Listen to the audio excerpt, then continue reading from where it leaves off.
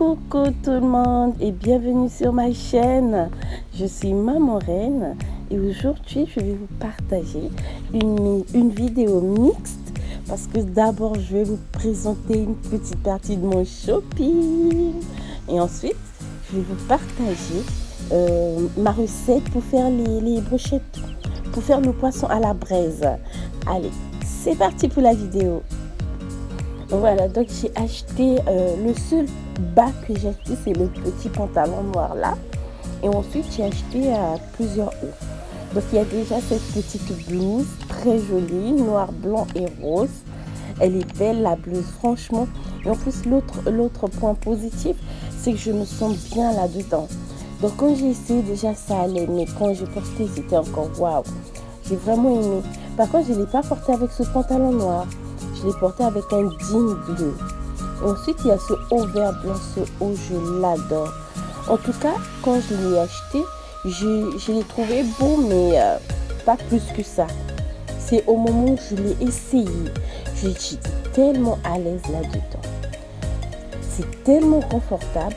Et en plus, il est beau le haut. Avec un pantalon noir, je peux mettre avec une chaussure blanche ou même avec une sandale. Hein. Une sandale verte par exemple. Là aussi ça peut passer. Et ensuite j'ai pris ce joli haut. Il est bleu avec quelques fleurs et quelques points. C'est très très joli. Surtout vous pouvez remarquer sur le corps. C'est léger en plus. Et avec cet été, les chaleurs actuellement, c'est agréable. Donc on reste propre et décente. Et en plus, comment on appelle ce terme? Pudique, c'est ça? Non, je sais plus trop si c'est ça. Mais en tout cas, on reste propre sans être vulgaire. Et l'autre haut que j'ai vraiment aimé, ça faisait un moment que je le cherchais. C'est une chemise en jean. J'ai vraiment cherché une chemise en jean. Donc quand je suis tombée dessus, j'étais contente. Je vais mettre avec un autre jean. Ce sera trop waouh. Et ensuite, c'est ce haut léger. Ça, je l'ai vu, j'ai remarqué qu'il y avait beaucoup de gens qui le mettaient. Du coup, et j'aimais voir ça sur les autres. Du coup, quand je l'ai vu au marché, j'ai pas hésité un seul instant. Si tu aimes ce type de vidéo, n'hésite surtout pas à t'abonner, à liker et puis laisse un commentaire quand même. Hein? Laisse quelque chose en commentaire. Dis d'abord ce que tu en as pensé de mes différentes tenues, mes différents hauts que j'ai achetés. Et en plus, dis ce que tu penses de la vidéo par exemple. Est-ce qu'il y a des choses à corriger? Qu'est-ce que tu en penses? Est-ce que c'est à encourager? Maintenant, si tu trouves que c'est à encourager, tu partages. Tu partages la vidéo pour aider aussi la communauté à grandir.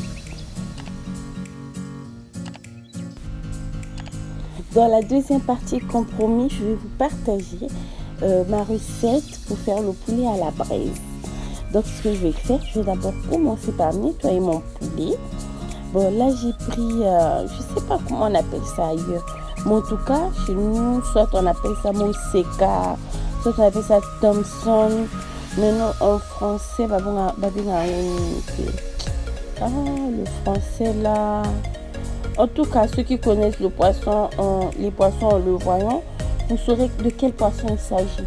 Parce que vraiment, je ne sais pas si c'est un chinchard ou bien chinchard. C'est pas chinchard, hein. C'est un autre poisson, je ne sais pas trop. Je ne sais pas comment on appelle ça en français. En tout cas, poisson Moseka, c'est ça.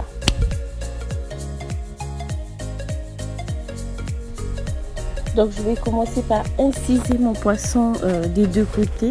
Je fais des incisions assez rapprochées pour que les épices entrent correctement. Une fois que j'ai fini de le nettoyer, de le vider, laver et tout. Donc, maintenant, je vais inciser tous mes poissons et puis passer à l'assaisonnement.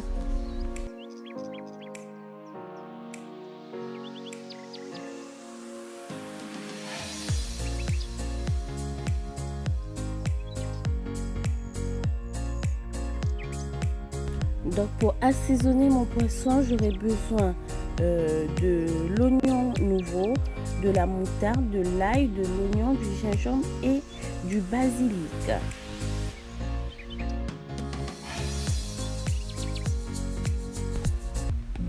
Donc je vais mixer toutes mes épices fraîches, comme vous savez déjà, hein.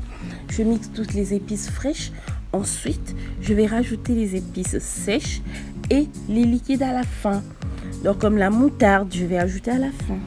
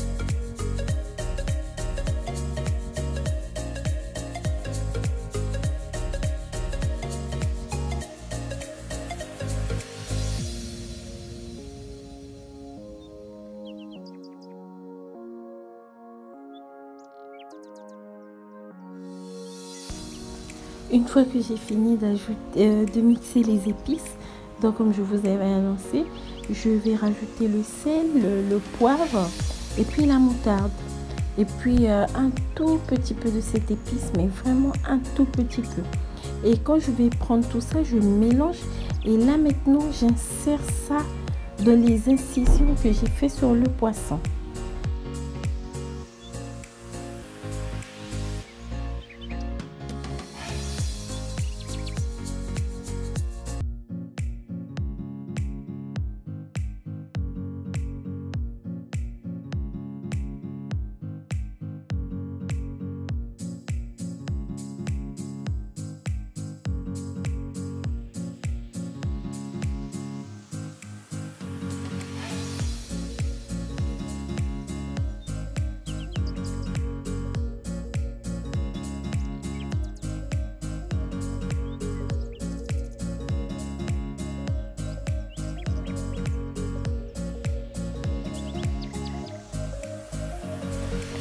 Abonne-toi et active la cloche de notification pour ne rien rater de tout ce que je vais publier après cette vidéo et ensuite pour pouvoir recevoir une notification chaque fois que je publie une vidéo.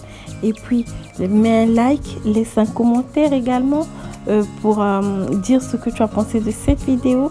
Et si tu as quelque chose à rajouter ou à compléter par rapport à ce que j'ai proposé comme épices que je mets dans mon poisson, tu peux laisser en commentaire.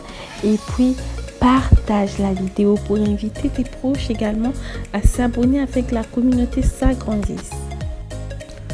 Quand j'ai fini d'assaisonner mon poisson, je vais d'abord le ranger au frigo. Donc comme ce plat là n'a pas de couvercle, je vais mettre le papier film. Je vais filmer pas forcément au contact, hein.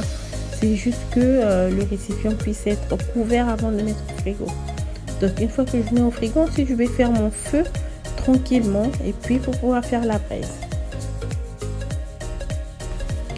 Très sincèrement, le feu de charbon et moi, ça fait deux. J'ai vraiment eu la chance que mon petit frère merveille soit passé par la maison.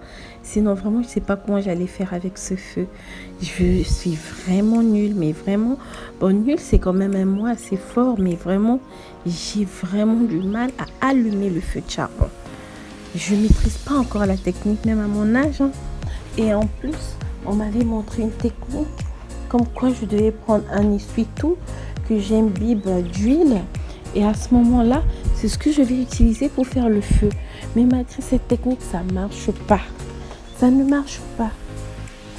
Et donc, Merveille a réussi à allumer le feu sans problème. Et c'est que à ce moment-là que on a pu faire notre poisson à la braise et également le poulet aussi. Le poulet aussi, on l'a fait à la braise. Mais bon, pour le moment, dans la vidéo, la recette que j'ai partagée, c'est celle du poisson à la braise. Et donc, pour éviter que mon poisson soit en contact avec le feu, comme j'avais dit dans une vidéo une fois, c'est un pot de fleurs que j'utilise pour mettre mon charbon, parce que mon barbecue est énorme. Il est énorme et il prend la place. Du coup, je ne l'ai pas sur mon balcon. Donc sur mon balcon, j'utilise juste ce pot de fleurs là pour faire ma braise ou chaque fois que j'ai besoin d'utiliser le charbon, et c'est très rare. Donc je positionne mon grillage entre deux récipients pour surélever le grillage, et ensuite le feu en dessous pour qu'il n'y ait que la fumée qui touche le poisson. Franchement, lorsqu'on fait le poisson à la braise, il faut éviter, mais surtout éviter que la flamme touche le poisson, parce que ça fait cramer le poisson et après c'est amer, c'est pas du tout agréable à manger. Il n'y a que la fumée et la chaleur qui émanent des charbons qui doivent toucher le poisson.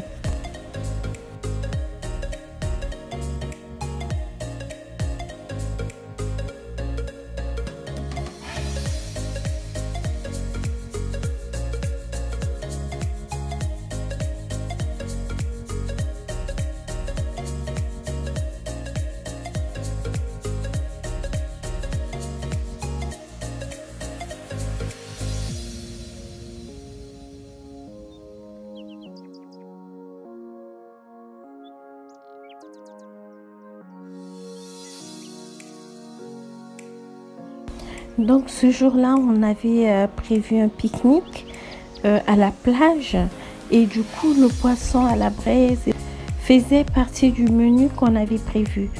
Et donc c'est ce qu'on a mangé à la plage en fait, en gros.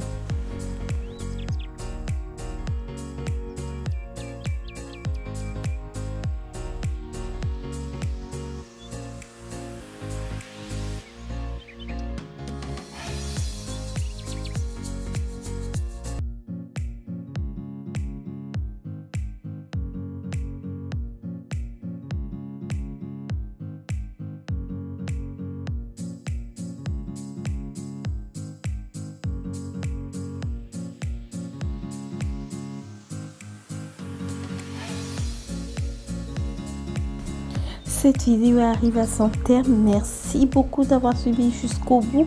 Surtout, n'oublie pas de liker, de t'abonner en activant la cloche de notification. Donc quand tu t'abonnes, tu n'oublies pas d'activer la cloche de notification, et puis tu laisses un commentaire pour dire ce que tu en as pensé et quelles sont les épices que tu utilises si c'est différent, et puis tu partages pour que la communauté s'agrandisse. Allez, je vous fais de gros bisous et surtout prenez soin des gens que vous aimez.